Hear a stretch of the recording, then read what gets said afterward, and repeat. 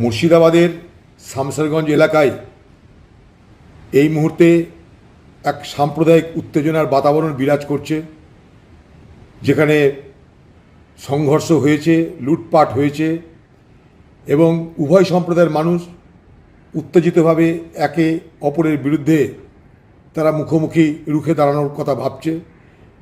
তার মধ্যে কিছু অসৎ দুর্বৃত্ত ব্যক্তি তারা সেই সুযোগে দোকানপাট লুট করার, মল লুট করার চেষ্টা করছে।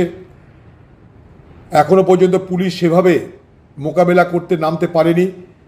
আমি মুর্শিদাবাদের পুলিশকে বলবো, আপনারা মোকাবেলা করতে দ্রুত নামুন, কারণ সবাই জানে এই মুর্শিদাবাদ, মালদা এগুলো সেন্সিটিভ এরিয়া, সবাই জানে, প্রশাসন জানে।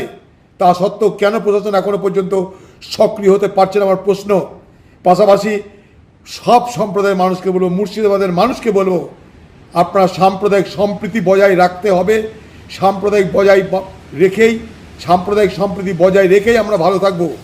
কেউ কারোর উপর আঘাত করে আপনারা সুখে থাকবেন না। আমি হাত জোর করে অনুরোধ করব হিন্দু মুসলমান উভয় সম্প্রদায়ের মানুষকে যে আপনারা এই ধরনের সাম্প্রদায়িক উত্তেজনা থেকে নিজেরা বিরত থাকুন এবং আইন মোতাবেক প্রতিবাদ করা হলে করুন, প্রশাসনকে বলুন, কিন্তু নিজেরা আইন হাতে তুলে নেওয়ার চেষ্টা করবেন না। হাত জোর করে মুর্শিদাবাদের মানুষের কাছে এটা আমার অনুরোধ।